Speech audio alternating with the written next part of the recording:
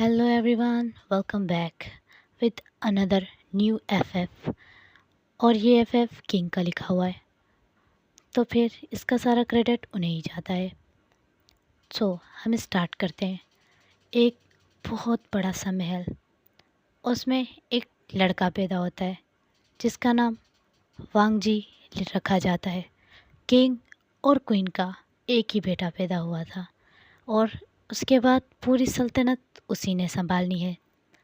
फिर अब किंग का बेटा धीरे धीरे बड़ा होने लगता है और फिर आज वो अपने डैड के साथ वो एक बहुत बड़े पायरेट शिप पर जाता है। वो बहुत ही बड़ी शिप थी। वो लोग मरमेड का, उस ज़माने में मरमेड पर ये स्टोरी है। उस ज़माने में बहुत सी मरमेड थी जिसका किंग शिकार करते थे और जितने भी किंग ने जितने मरमेड्स का शिकार किया वो मरमेड्स को बहुत ही महंगी कीमत में बेचते थे और मरमेड बहुत से काम आती थी। अब दिखाया जाता है अभी वो सिर्फ 12 साल का है, तो वो देखता है उसके डैड ने एक मरमेड को बहुत ही ज़ोर से त्रिशूल मारा है। त्रिशूल की वजह से वो मरमेड पूरी फड़फड़ाने लगती है पानी में और जाल में भी पूरी तरीके से फंस चुका था। तो फिर उसकी ब्यूटी और उसके बहुत बड़े बाल जो कि उसके सामने वाली बॉडी को कवर कर रहे थे और वो मरमेड पूरी ताकत से फड़फड़ा रही थी और जाल से किसी तरीके से निकलने की कोशिश कर रही थी। पर मेरे डैड ने क्या किया, मेरे डैड ने वो कश्ती जो थी उसे सतह की तरफ लाने लगे।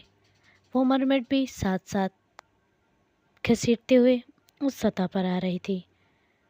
फिर मैंने जो देखा तो मुझे बहुत बुरा फील हुआ।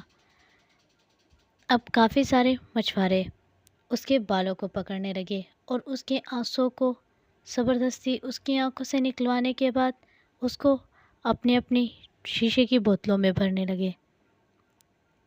और जब वो उसके बालों से खींच रहे थे वो अपनी बॉडी को कवर करने लगी।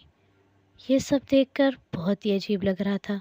अब वो उसे घसीटते हुए धीरे से सतह पर फेंकते हैं तो वो पूरी तरीके से कांप रही थी और उसे सांस लेने में भी प्रॉब्लम हो रही थी। ये वही है जो बहुत कदीम है। देखो ज़रा इसका रंग, इस रंग की मरमेड कहीं भी नहीं मिली। और हाँ, ये सबसे कदीम है। और जैसे ही वो ये सब बातें कर रहे थे अचानक उस मरमेड ने अपना पूंछ बहुत ही तेज़ी से मेरे डैड के पाँव पर मारा और जल्दी से एक बड़े से जंप करते हुए पानी में जंप कर दिया और वो तैरते हुए किसी तरीके से उनके हाथ से निकल गई। आज वो फिर मेरे हाथ से निकल गई। मैं कब उसकी खाल को उधेड़कर आखिर अपने घर की किसी कीमती चीज़ पर लगाऊंगा। मैं कैसे वो हमेशा बच जाती है। यही यही मरमेड मुझे चाहिए। आप परेशान नहीं हुए किंग, हम कर लेंगे। वो ऐसे कह रहे थे मेरे डैड को। मुझे बहुत अपसेट फीलिंग आ रही थी। उसकी बॉडी पूरी तरीके से खरोच दी गई थी। उसकी जाल की बहुत ही ज़्यादा मजबूती की वजह से जब उसे खींचा जा रहा था। अब मैं सोच रहा था कि क्या मरमेड्स हमारी दुश्मन हैं या हम ही उनकी दुश्मन हैं। मैं अपने फादर के पास गया, मैं होने वाला प्रिंस हूँ उनका। तो मैंने डैड से पूछा, किंग फादर, क्या मरमेड्स हमारे एनिमीज़ होते हैं?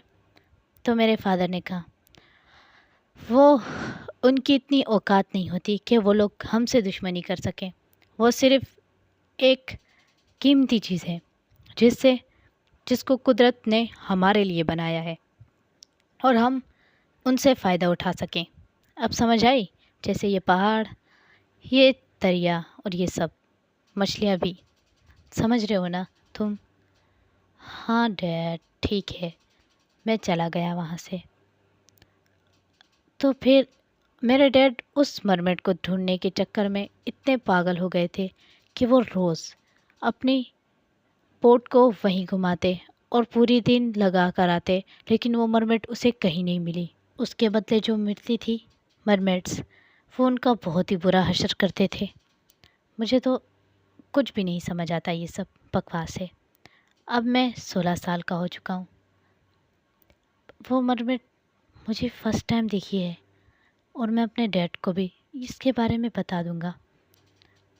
मैंने देखा एक पत्थर पर रात के वक्त कोई खूबसूरत सी चीज़ जिसकी पूंछ बहुत ही ब्यूटीफुल तरीके से चमक रही है चाँद की रोशनी में, और वो अपने पूंछ को बार बार पानी में मार रही है और छपछपा कर खेल रही है। तो फिर मैं उसके पास बढ़ने लगा, लेकिन उसे बिल्कुल नहीं फील हुआ कि कोई उसके पास आ रहा है। मैंने उसे करीब से देखा। ओह माय गॉड, उसकी ब्यूटी गॉड गिफ्टेड है। उसके जो बहुत ही ब्यूटीफुल विंग्स और उसकी बहुत ही ब्यूटीफुल हेयर्स जो बहुत ही ज़्यादा लंबे थे, जो उसकी पूरी बॉडी को कवर कर रहे थे।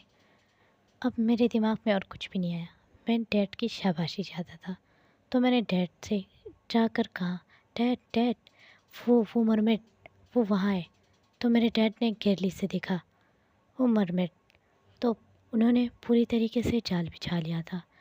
अचानक उस मरमेड के पाँव पे बहुत, मतलब उसके जो विंग्स होते हैं, उसके जो नीचे वाले विंग्स होते हैं, उसके ऊपर बहुत ही बुरी तरीके से त्रिशूल मारा जाता है, जिसकी वजह से वो फड़फड़ाने लगती है। और जैसे ही वो समंदर में जाने के लिए आगे बढ़ने वाली थी, उन्होंने आगे जाल डाल दिए वो जो उनके सिपाही थे। तो फिर वो उसे खींचते हुए पूरी तरीके से समंदर से काफ़ी मील दूर ले आते हैं और उसे बहुत ही बुरी तरीके से खींच कर लेकर जा रहे थे। वो मरमेड आंसू बहा रही थी, लेकिन वो उसके आंसू तक को नहीं छोड़ रहे थे। वो उसके आंसू भी एक बोतल में भरते जा रहे थे। तो फिर जब उसको काफ़ी दूर लाया गया, तो फिर उसके ऊपर से जब जाल हटाया गया, वो खुद को कवर करते हुए धीरे धीरे उसका आकार बदलने लगा। जो उसके विंग्स थे और जो उसकी लोअर बॉडी थी पूरी, जो मछली की तरह दिखती थी, वो थोड़ी बदलने लगी। अब उसके ऊपर से चमक आने लगी। और फिर क्या, ये क्या, ये वही है जो हम सोच रहे थे। ये वही ओमेगा ओमेगा वर्जन में जो होते हैं। तो दुनिया में सबसे ज़्यादा कम पाए जाने वाली इसकी नस्ल तो हमने समझा ख़त्म हो चुकी है, वो एक इंसानी रूप में आ गई। वो अपनी बॉडी को पूरी तरीके से कवर करने की कोशिश कर रही थी, क्योंकि उसकी पूरी नेकेड बॉडी हज़ारों लोगों के सामने थी। उसके बाद ही थे जो उसके ब्रेस्ट को कवर कर रहे थे, और वो अपने आप को पूरी तरीके से रोल कर रहे, मतलब कि पूरी तरीके से कवर करने की कोशिश कर रही थी। तो मैंने एक शर्ट ली और उसके ऊपर फेंक दिया। उसकी आंखों से टीयर्स गिर रहे थे। मेरे डैड ने कहा, ये बहुत ही काम की है। तो फिर उसे अब हाथ टच करने के लिए जैसे ही वो जा रहे थे, मैंने कहा, रुको 1 मिनट, तुम लोग यहाँ से जा सकते हो। और फिर मेरे डैड ने कहा, वांग जी क्या कह रहे हो? ठीक ही कह रहा हूँ मैं। इन्हें कहिए यहाँ से जाइए। और फिर मैंने उसको कवर करने के लिए कुछ और कपड़े उसके ऊपर फेंक दिए। उसकी आंखों से बहुत ज़्यादा टीयर्स निकल रहे थे, और वो उसका पाँव बहुत ही ज़्यादा ज़ख्मी था, जिसमें अभी तक त्रिशूल की नोक घुसी हुई थी। मैंने उसे खींचा, और फिर मैंने उसकी तरफ देखा।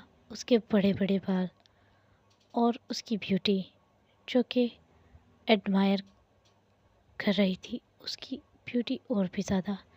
उसको इंसानी रूप में। मेरे डैड ने कहा, अब काफ़ी लोग कहने लगे ये वही है ना जिसके साथ इंटीमेट होने पर पूरी लाइफ इंसान ज़िंदा रह सकता है, और इसके और ये जो बर्थ करती है और इंसानों के बच्चे को, तो ये इसकी बर्थ बहुत ही ज़्यादा अक्लमंद और बहुत ही ज़्यादा दुनिया पर राज करने वाली होती है। वो सब अब उसे लस्टफुल आइज़ से देख रहे थे और उसके बारे में अपने माइंड में डर्टी डर्टी थिंग लेकर आ रहे थे। तो फिर मैंने कहा, डैड हमें इसे नहीं बेचना चाहिए। तो मेरे डैड ने कहा, ऑफ कोर्स वांग जी, तुमने ठीक कहा मेरे बेटे। फिर मैंने उसे अपने हैंड्स में कैरी किया और उसे अपने अपने घर ले गया, और वो शायद कुछ बोल नहीं सकती, वो मरमेड कुछ बोल नहीं पा रहा है। वो एक ओमेगा है। ये ओमेगा क्या होता है मुझे तो ये अभी ठीक से नहीं पता, पर कोई बात नहीं, मैं जान लूँगा डैड से। सो गाइस, आपको ये एफएफ कैसा लगा? अगर आपको ये अच्छा लगा हो तो लाइक, कमेंट और शेयर कर देना। और इसमें टॉप जो है हमारा लैनवांग जी है और विंग एक ओमेगा है, तो वो लैनवांग जी एक अल्फ़ा है।